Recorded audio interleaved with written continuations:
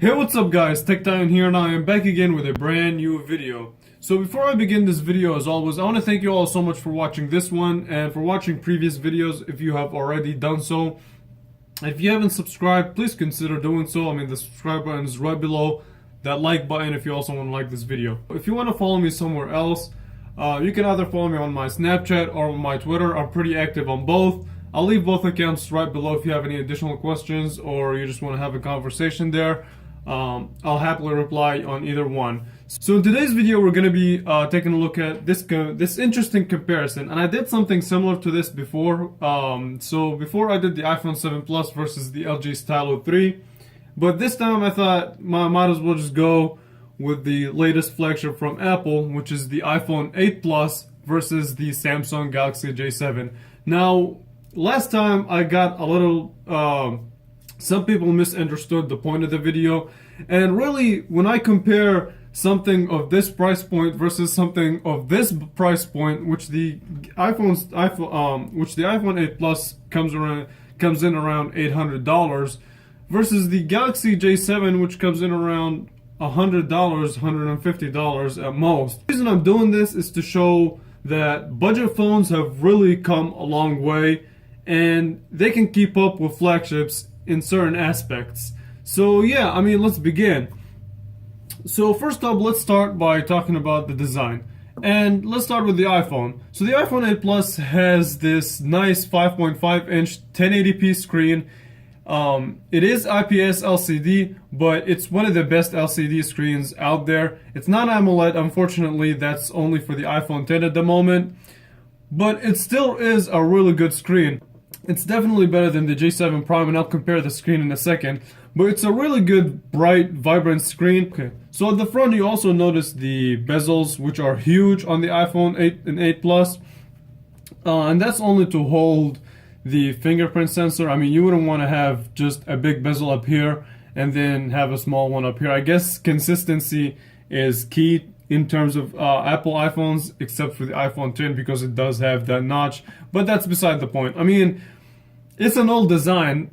They had it since the iPhone 6, and really, I think it's time for a change in the next generation. I understand that there's the iPhone 10, but I think this design needs to be killed, honestly.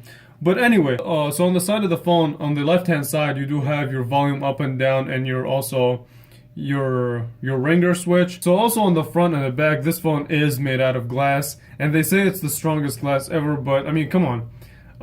I'm pretty sure if you've seen an iPhone 8 Plus review, you heard this statement before. Glass is glass, no matter the strength, one drop and it's over. And replacing the back glass on this phone is just ridiculously expensive. I believe it's like, what, $500? I mean, you might as well just get a new iPhone for that type of money, honestly. Or a new phone in general. So on the back you also have your dual 12 megapixel sensors with the quad LED flash as well as a microphone, and one of them is a wide angle and the other one is a telephoto lens, and you can achieve pretty cool effects in it, and I'll talk about it in a second. Okay, so I mean, that's pretty much it for design, and you do also have your fingerprint sensor slash home button, and it's not a clicky home button. It does use the tactile it does use force touch technology to achieve that clicky effect, but it doesn't really click. So let's put it down and let's talk about the design of the Galaxy J7 Prime. So right up front, actually, it's a similar design to the iPhone 8 Plus in a way. So you do have the matching top and bottom bezels. They are a bit smaller on the Galaxy J7, so I guess that's a plus on Samsung's part, especially for a budget phone at this price point. And on the front you do have your 5-inch 720p display. Unfortunately, for a phone this size, it's not a 1080p. I understand it's a budget phone, but I think they could have pulled off a 1080p display, especially with Samsung. Yeah, I wish it was a little bit higher resolution. That would have made it really good. But not to say that it's a bad display. In terms of quality, it's a really good display. So overall, it's a very nice, bright display. I just wish the resolution was a little bit higher. So on the bottom, you do have, like I said, the power button, your back, and your multitasking button. Now, the back and the multitasking button, unfortunately, they do not light up. I understand that some people might not like this because in dark situations, you might have a hard time telling which is which. But you'll probably get used to it over time. So not a lot to complain about. And also on the front, you do have your 5 megapixel sensor, as well as your microphone, your earpiece for making phone calls, and your proximity sensor and all of that. And okay, so I forgot to mention that the iPhone does have a 7 megapixel front-facing camera, and we'll cover the camera in a little bit. So on the bottom you have your micro USB as well as a headphone jack, which you don't get a headphone jack on the iPhone 8 Plus. You didn't get it on the iPhone 7 or 7 Plus or the iPhone 10, and I don't think it's ever coming back, but I just had to mention it. So on the left hand side you do have your tactile volume up and down, and they're just as tactile as the iPhone 8 Plus, which Samsung, even on a budget phone, you guys did it with this one. Now it is made out of plastic, so not premium materials, but it still feels really good in the hand. Doesn't feel cheap at all, even though it's supposed to. I mean, I don't think we can use the word cheap on this phone. It's a budget phone. It does what it's supposed to, and it definitely gets the job done. And on the back, you do have your 8 megapixel camera, as well as an LED flash, and this pretty cool. This pretty cool strip, which adds a really, I don't know, it adds the kind of wow factor for the design. It makes it look better, honestly, and that's just my opinion. And you also have your speaker, awkwardly positioned on the right hand side, but it actually sounds surprisingly well, and we'll do a speaker test in a minute. So the phone that wins the design is the iPhone 8 Plus, and the iPhone 8 Plus is going to win a lot of categories, but that's not the point. The point is that Samsung was able to make a budget phone that costs around $150, and it keeps up with the iPhone 8 Plus's design. Now, yes, it doesn't really use premium materials, but it tries so hard to work with what it's got. So plastic, I mean, you would think that when you say, okay, this phone is made out of plastic, it's gonna feel cheap, it's gonna feel really cheap, which it doesn't. I mean, it feels really good in the hand. It looks pretty good, but the iPhone's glass and metal design is just better. The iPhone 8 Plus is brighter, the colors do look better, and it does have this technology, this True Tone technology, which adjusts to your environment. Now, I don't know how good, and it works pretty well, but I don't think the camera will be able to pick it up. Again, it depends on your environment. Okay, so let's talk about cameras. So the camera on the iPhone 8 Plus, like I said, it's a dual 12 megapixel sensor, and it's better. It's a lot better, actually. But needless to say that the Galaxy J7 Prime has a trash camera, because it doesn't. It has a camera that will definitely get the job done, but the iPhone's camera is just better. The colors, the exposure, the dynamic range. So you can use the doubles. Okay, and also has the benefit of the dual camera, so you can do 2x zoom, which comes in handy in some situations, others not really. And in terms of video quality, you can shoot up to 4K 60 frames per second. I guess flagships now are starting to get that 60 frames per second 4K, but that's just incredible quality. And the iPhone 8 Plus definitely takes the camera. I did a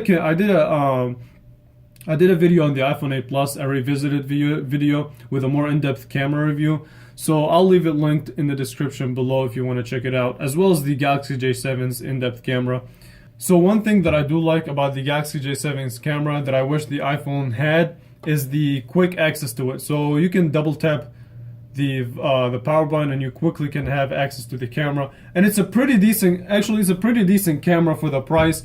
It's not going to be able to match the iPhone's camera quality, but then again, remember, $800 versus $150, huge difference. So now let's test day-to-day tasks. So when I say day-to-day, I mean the phone app, the browser, the messaging app. We're not going to test gaming, because gaming the iPhone 8 Plus with its A11 Bionic chip, it will absolutely crush the Galaxy J7.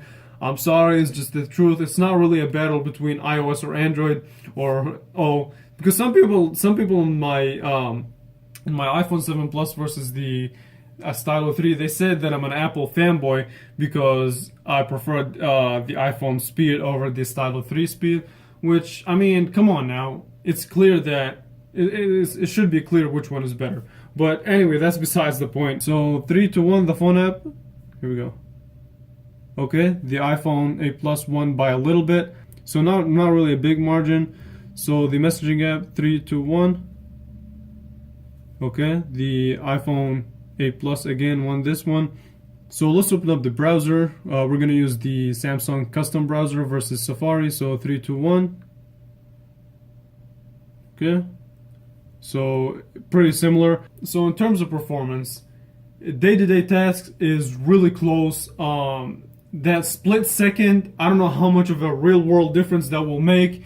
That split second, it shouldn't honestly make a big difference. Now let's listen to the speaker quality, and let's see.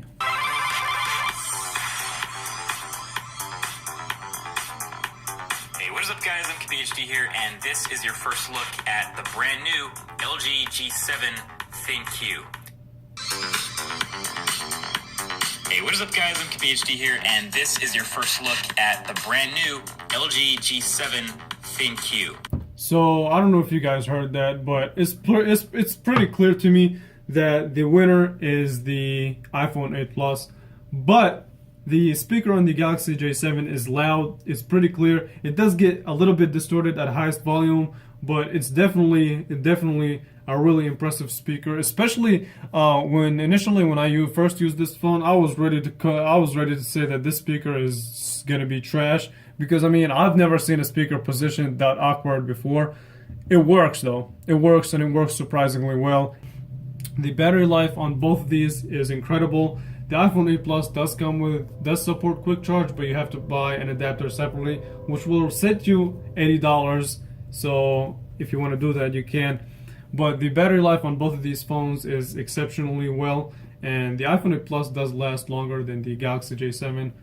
But they're both pretty good in terms of battery life. And yeah, the iPhone 8 Plus does have water resistance, so that's an additional feature. But remember, $800 versus $150. Which one I would prefer to buy? I mean, whichever you want, that really is personal preference. I'm not going to compare iOS to Android. That's, again, up to you. If you like iOS, then you have to go the iPhone route. If you like Android, you have a lot of different options. But if we look at it from this perspective, this phone costs $150 and this one costs $800. If you're looking to spend $800 on a phone, you would expect it to do everything perfectly. I mean, $800 for a phone is a lot of money. You can literally get 5 J7s for the price of one iPhone, and you would still have some money left over. But like I said, if you have a limited amount of money to spend and you want something in the budget world, definitely consider the Galaxy J7. And if you don't care whether you had the iPhone or Android, definitely consider the Galaxy J7. But the iPhone 8 Plus is a really, really good phone. I mean, I can't say it's a bad phone. It's just, for the price, the design is kind of boring. I mean, we had this design since 2014. I think, like I said, it's time for an upgrade in terms of design. Okay. So like I said, the point of the video is to show you guys, okay, hey, this is an $800 phone and this is a $150 phone, but the $150 phone can keep up with nearly every category that the iPhone 8 Plus in this case can. Design is pretty close. This is made out of plastic, this is made out of metal and glass, but aesthetic wise, they both look pretty good. This one has a fingerprint sensor, this one does not. Okay. This one has a decent camera, this one has a better camera. Okay. This one has a better display, this one has, again, a decent display. Okay. So what? This one is $150 though, and this one is $800.